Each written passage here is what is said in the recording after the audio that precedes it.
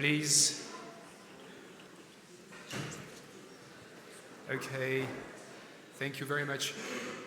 So as we said in introduction, we are at SNO, we're at this Purpose Center, a space for conversations. And in this place that united so many different minds, researchers, academicians of the 18th century and 19th century, and financiers, it's an honor for us just to give you the chance to listen to Professor Burbano from Columbia Business School. Vanessa has been researching the strategic implications of socially responsible and purpose-based initiatives for a decade and more. For her work, she has been awarded multiple scholarly awards, what we call emerging scholar awards from multiple societies, one of which being the Academy of Management, another one, the Alliance for Research on Corporate Sustainability, ARCS. She's a highly cited researcher.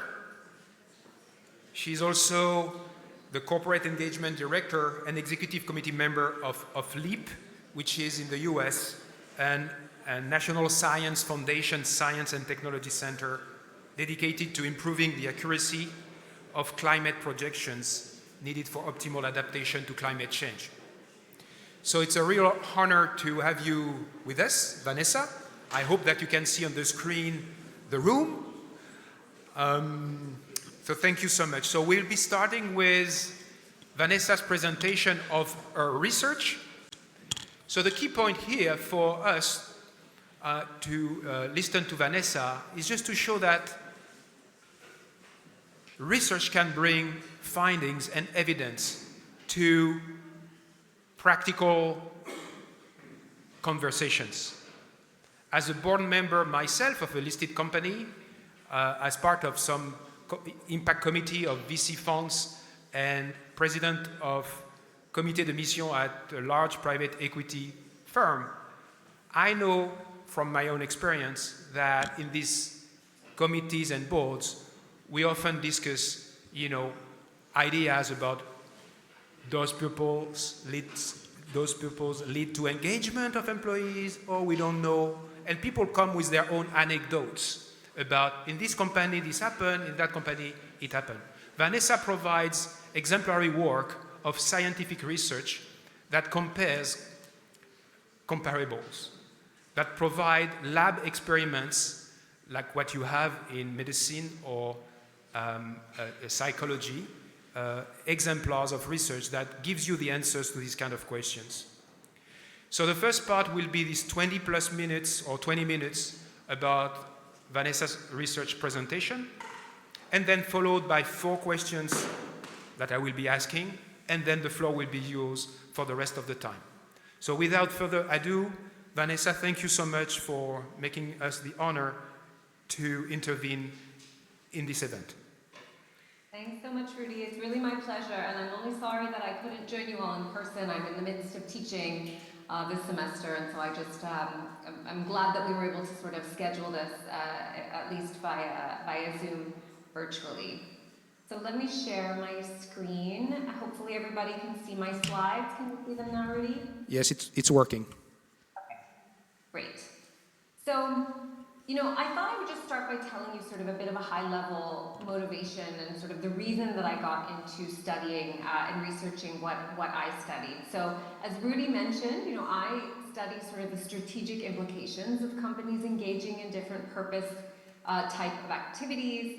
And I got my PhD from UCLA in strategy, so I was a strategy sort of academic PhD scholar. And so I was just really interested in understanding this relationship. Does corporate purpose positively affect firm financial performance at the end of the day?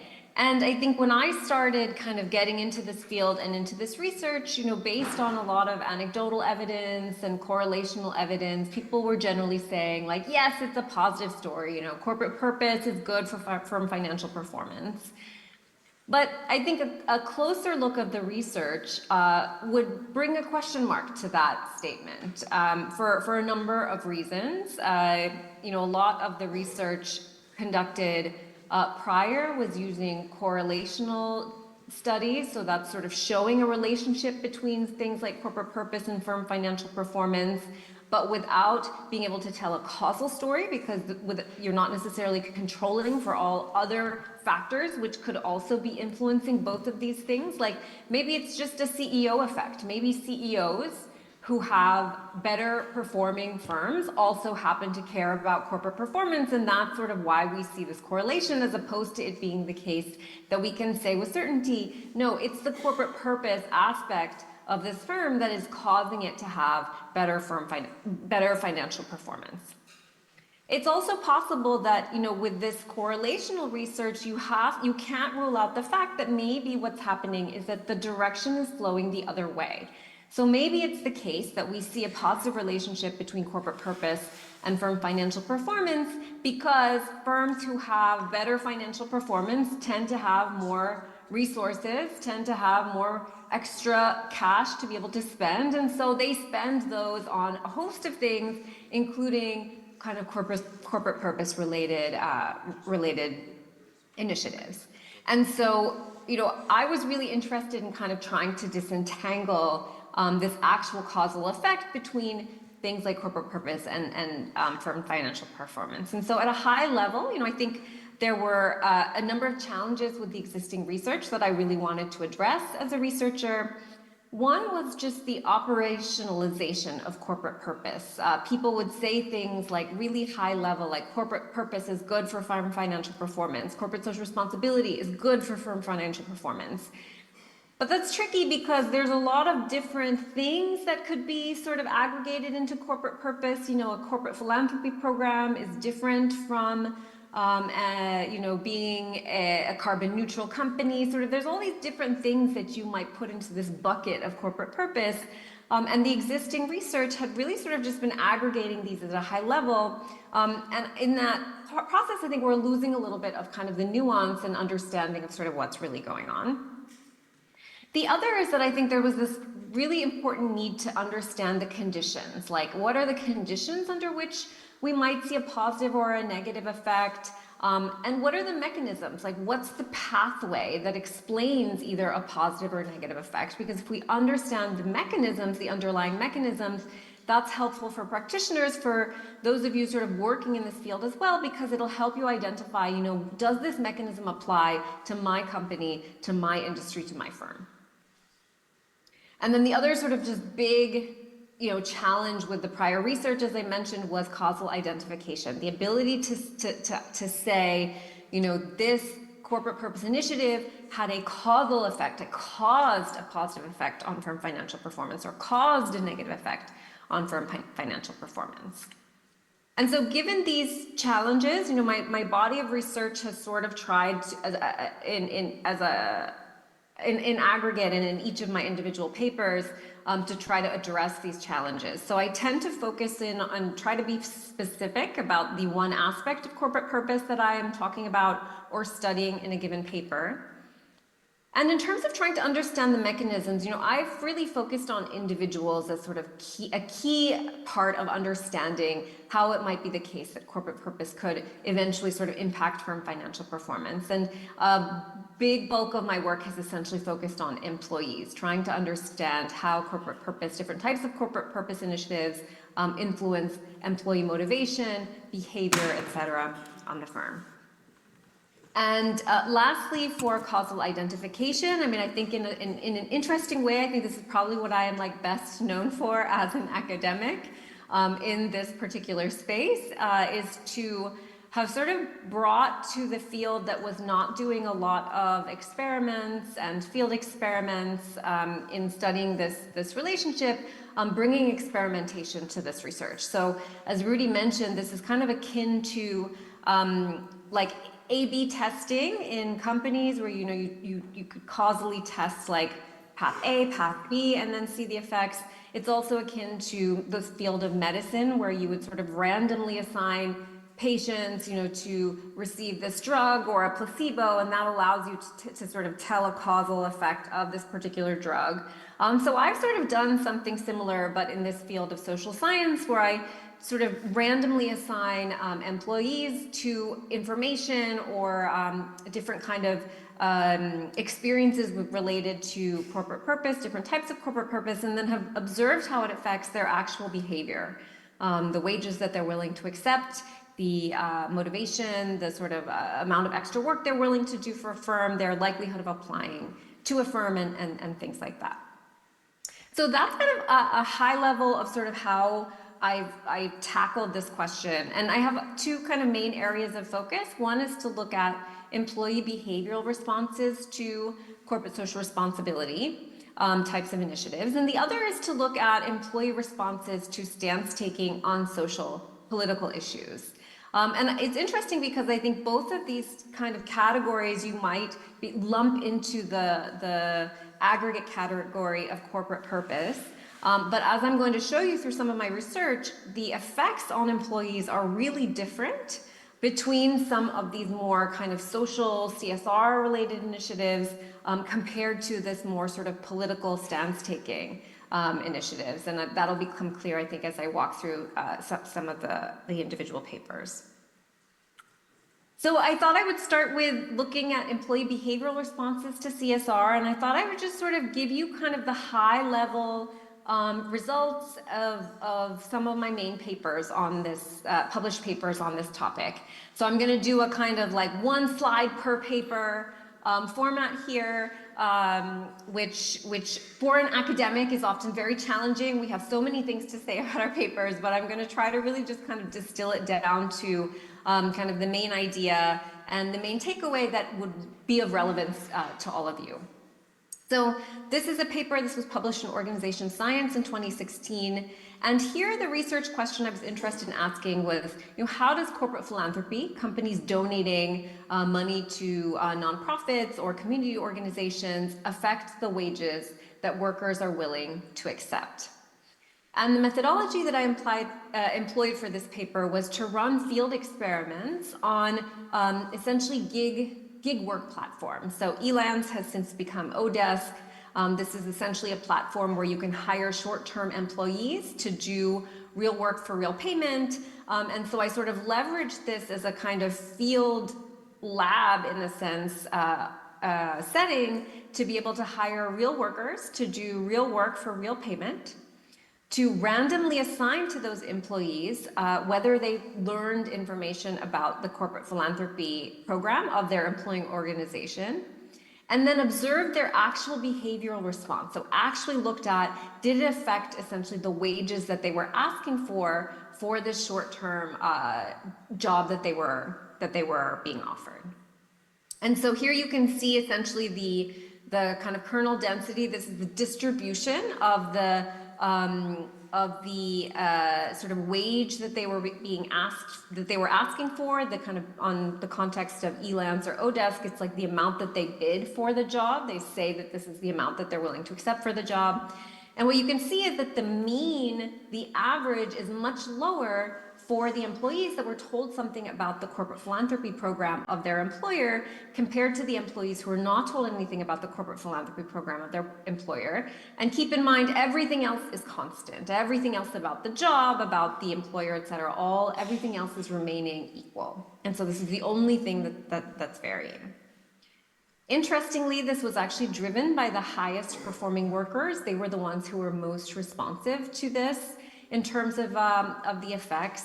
And interestingly, there was also the mechanism in this paper, and it's consistent with some other papers that I'm going to show you.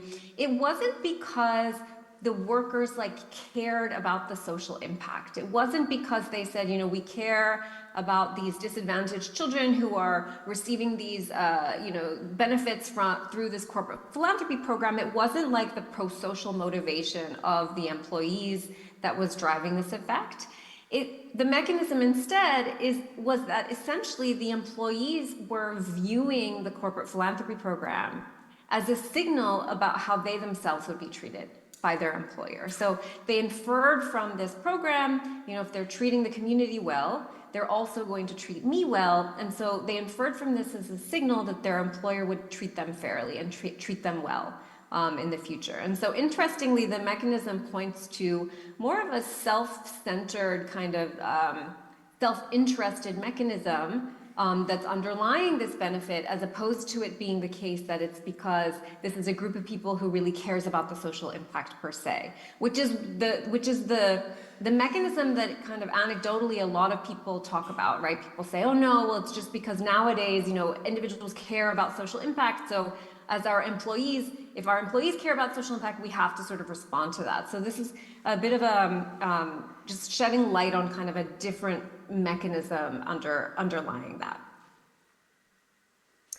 This is another paper of mine that was published in Management Science just last year.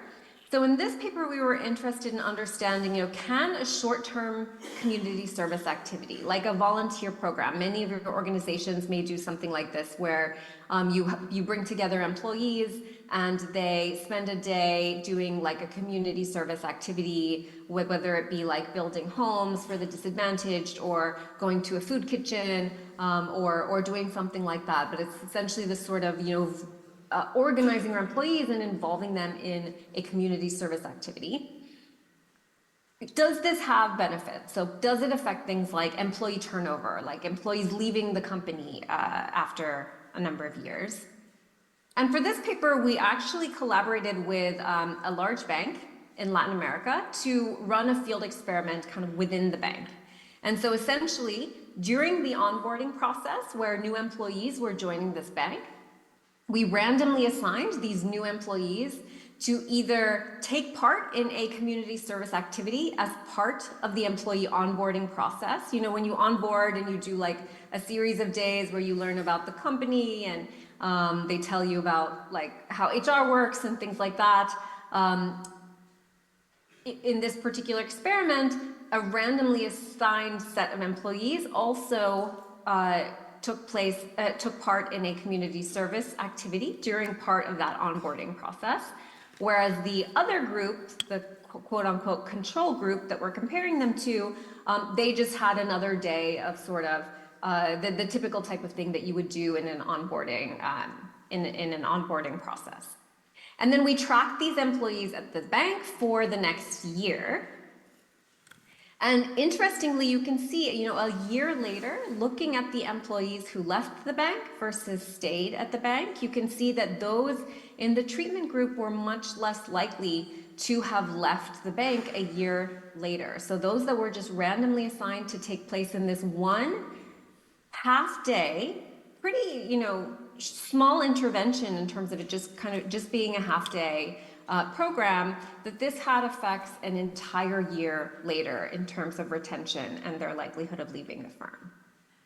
And again, digging into the mechanism, this paper, this experiment, it found again like the same mechanism as in my last paper, which is it was not the case that it was because these employees like cared about the social impact or the beneficiaries that they engaged with, although they may have cared about them, but that wasn't the mechanism. That wasn't the aspect that was driving this causal effect. When we say mechanism in academic research, it's isolating the behavior or the perception that explains the causal effect. So what explained the effect of being randomly assigned to this volunteer program on employee retention a year later? And it was not about how much we cared about the beneficiaries, it was about how much the employees felt that this was a signal to them that their employer would treat them fairly and well, kind of an organizational justice mechanism. And I think, an important part of this, important caveat about this particular study is that this was done with them during the onboarding process. And so I want to caveat that, I don't know necessarily if we would have had the same effects if this took place a year into the tenure of an employee, for example. I think there was something pretty important about it taking place during the onboarding process, because that's a time when employees' perceptions about their employer are certainly being formed.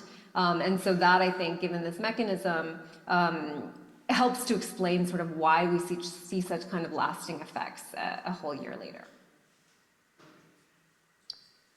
This paper, this was published in Organization Science a few years ago. In this paper, we were interested in understanding how do companies making claims like being community-oriented or diversity-oriented, does that affect applicant interest?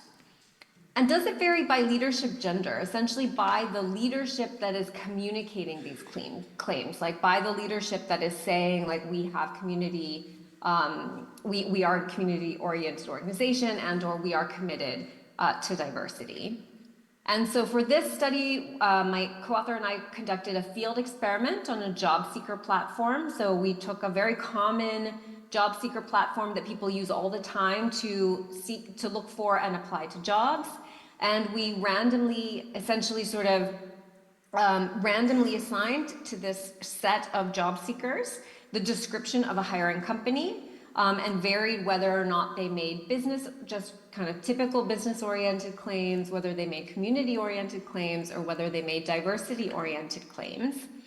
And then we looked at how that varied. We also varied sort of it's essentially like a 3x2 design. So we're varying the claims that are made, and we are also interacting that by varying the gender of the founders that are communicating the claims, essentially. And what you can see is that, interestingly, making community claims or diversity claims, when these claims were being communicated by male founders, compared to business claims, this actually decreased applicant interest. But when it was made by female founders or female leadership, it actually increased applicant interest, like the numbers of people who applied to the job, the likelihood of applying to job.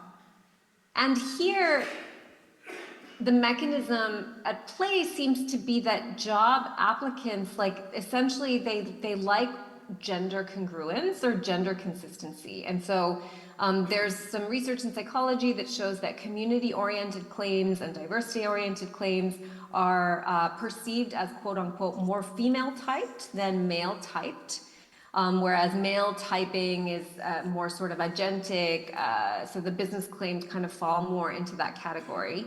And there seems to be something going on where people just kind of like consistent signals. And so when they see a signal like a male founder making these claims, and it's not consistent to them with the kind of gender typing of the claims being communicated, that essentially has sort of a negative effect, whereas when it's consistent, this has more of a positive effect. And interestingly, we also looked at gender of the applicant. And we initially thought, like, oh, this is 100% going to be driven by females. But interestingly, we found that both men and women sort of exhibited this pattern. It was a little greater for the women, but men as well seemed to sort of see this congruence. Like, they were more likely to apply to a job if it was a female founder making these claims than just making business-oriented claims, and less likely if it was a male founder making these claims, which we thought was really interesting and a little bit counter to what we had expected going into this study. So Vanessa, if I may, just to be cautious of time, if you want to have some questions from the room, I think that maybe you need just to make a choice for the other studies you will be presenting. Maybe what I'll do then, let's see, what time is it right now? Yeah, maybe what I'll do is just show you one of the studies on political stance taking, because what I'm showing you with the sort of the CSR studies, like, these findings I would say are quite consistent, sort of a positive story generally speaking, although there's some boundary conditions like the gender of the worker that I think is important. But so let me just show you this one study. So this is looking at employees' responses on stance taking on social political issues. And here I wanted to understand, does communicating a stance about a social political issue? In this study, we looked specifically at, or I looked specifically at kind of communicating about LGBTQ rights that were sort of hot at the time of the study that was conducted. And here, I essentially, hired real workers to do real work for payment, real payment on Upwork, the short-term gig platform. And then I looked at how being randomly assigned to either a stance sort of in favor of transgender rights, against, or a control group with no such stance, how that interacted with the stance of the individual on that particular issue. And this tells a kind of depressing, story, I think, which is essentially that you can see on the left-hand side, amongst workers who disagreed with the stance, who disagreed with the issue of LGBTQ rights, you can see that, the gray is the control group that received no information. And so amongst those who sort of agreed with the stance that the company was espousing, they behaved statistically equivalently to the control group, as you can see in red. But in green, the ones who had a disagreement with the stance of the company were demotivating. They did less optional work. They also did it at a lower quality than the control. And on the right side, you can see that this is kind of mirrored for the opposite. Amongst workers who agreed with the issue of LGBTQ rights, compared to the control group, if the company took a stance in favor of LGBTQ rights, they behaved statistically equivalently to the control. So comparing the green bar and the gray bar on the right side. If they actually disagreed with that issue, and so they have a different stance from that of their employer, you can see again a pretty significant demotivating effect. And so this study and all of my other work on companies taking stances on social political issues really point to kind of the risk and negative, sort of the downside of companies espousing stances on these social political issues, which I think is different from some of the research that I've done on these more social oriented types of issues. Thank you so much, Vanessa. So I will just be asking you a couple of questions and then leave the floor to the room. I think that what is really important here to show is that about this contentious issue, about, in that case, more pro-social purposes, although that, as we said, purpose doesn't need to be pro-social, but in the case when it's pro-social, we can disaggregate, and Vanessa's work and other people's work actually can help you associate some consequences to the purpose itself. And so one of the mechanisms you identify, Vanessa, is a fair treatment by employees so that they engage more. And as you said, maybe a pre-notion we have is that when we see some firms having pro-social purposes, is that actually they will attract more pro-social individuals, right? Whereas it's not exactly the story you have found. And so could you go back to this idea and ask also maybe the question about if you are successful in having employees engaging more, is it enough actually to build a competitive advantage after all? But I think to the latter question, I think it depends on the firm and the industry. So, certainly if you're in a more human capital intensive industry or an industry where like your employees are your source of competitive advantage, I think this is more common in like service oriented firms, for example. Then, employee motivation and things like that is really, really key. And so in those types of industries, I think it would be more likely to be a potential path to competitive advantage. Of course, we have to keep in mind that, employees are just one stakeholder group of firms. And so you also have to be, weighing it with the impact on your consumers, your suppliers, how it affects the non-market environment and kind of other stakeholders as well. But I think from the employee perspective, for companies for which employees are a source of competitive advantage, I think it's really important to be aware of these types of initiatives that can serve as a benefit as well as the mechanism that drives them. So my second and last question before sharing the mic with the room is that to the practitioners and the decision makers in the room, we want to keep high their stance of European-rooted purpose-based strategies. What advice would you give them at the time of such violent oppositions, especially in this politically, polarized situation we are facing? I think that's tough. I think in these types of environments, the research, like the scientific evidence becomes really important, right? If you are trying to convince your board members that there is a benefit to doing this type of thing, despite potential pressures not to, then I think, the academic research, the scientific kind of evidence becomes even more critical, because you need sort of evidence-based arguments to bring to those that you're trying to convince amongst competing pressures. Thank you, Vanessa. So let's have the room ask questions.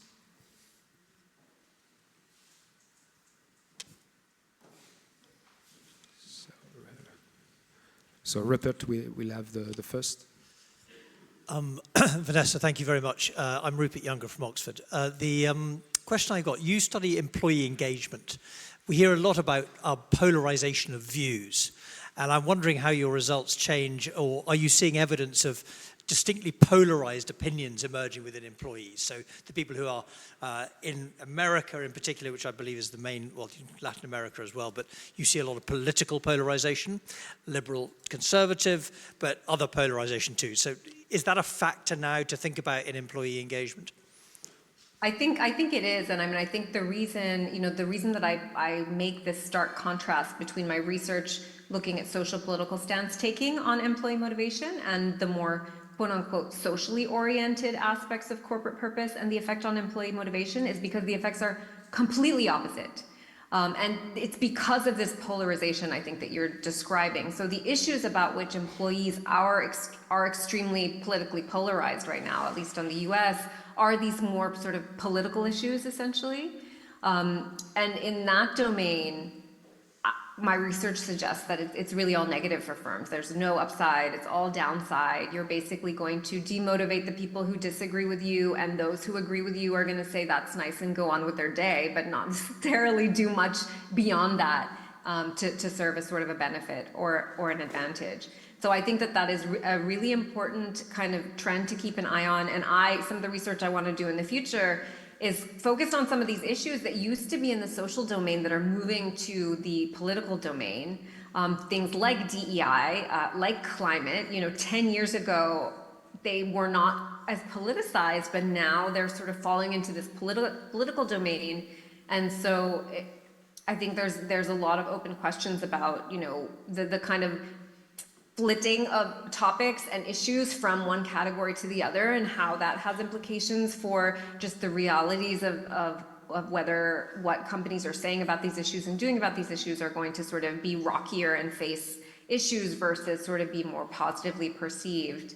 And I think there's a question about, how to communicate these types of things with the realization that in the future, some of these social issues may be more politicized, and kind of thinking about that. So yeah, I think to your point, I think that's a really important just phenomenon that we're seeing, and that it's increasing, and so that it's important to think about that. And there's a lot of future research opportunities, I think, for that space as well. Thank you.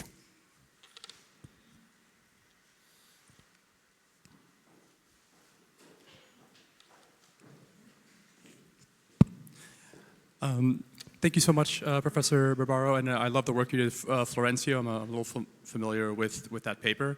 I'm an ideology scholar within management, and I want to perhaps gently push back on the notion that there's always been a clean division between social issues and political issues. The personal is a political classic rallying cry of second wave feminism, and as an American,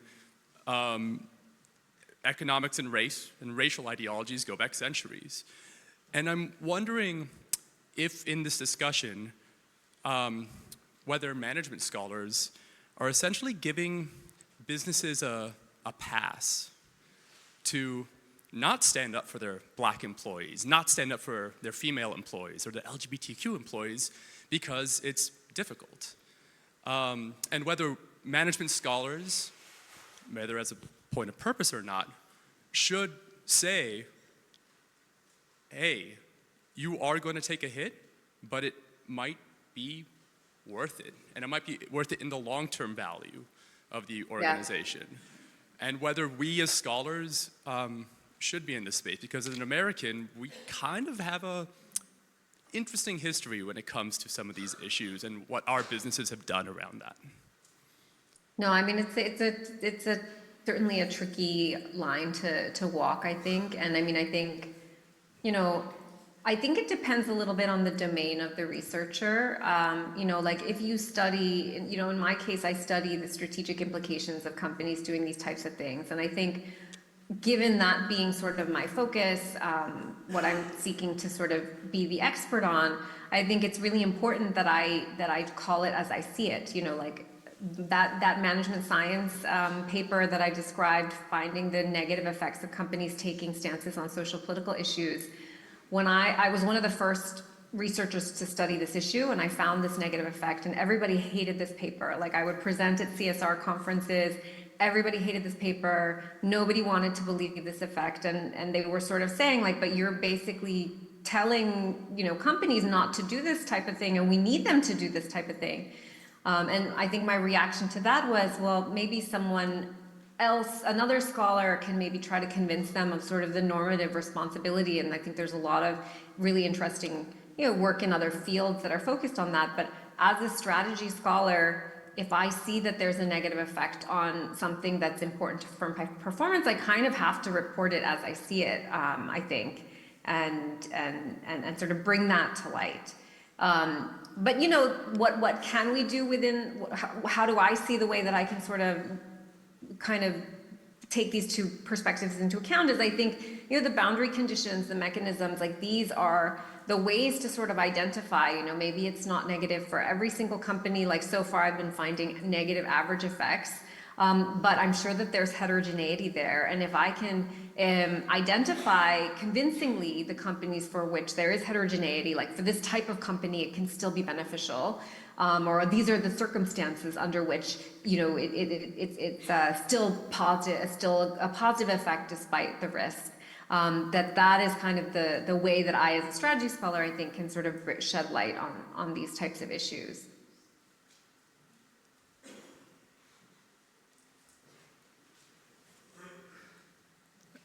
As we wait for the next question, I wanted to say that Vanessa's papers, as well as enacting purpose initiatives paper from Oxford, some papers from HEC, you can find them with a QR code. So there is an open library that you can consult, find Vanessa's papers and lots of other material just to get into the nitty-gritty details of the issue. Next question. I see Ben.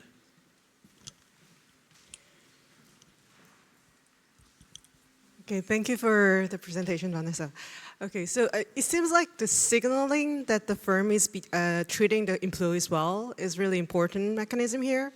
Do you think that can happen for socio-political issues as well, if you choose a good stance? My research so far suggests that has not been an effective, that it hasn't really worked.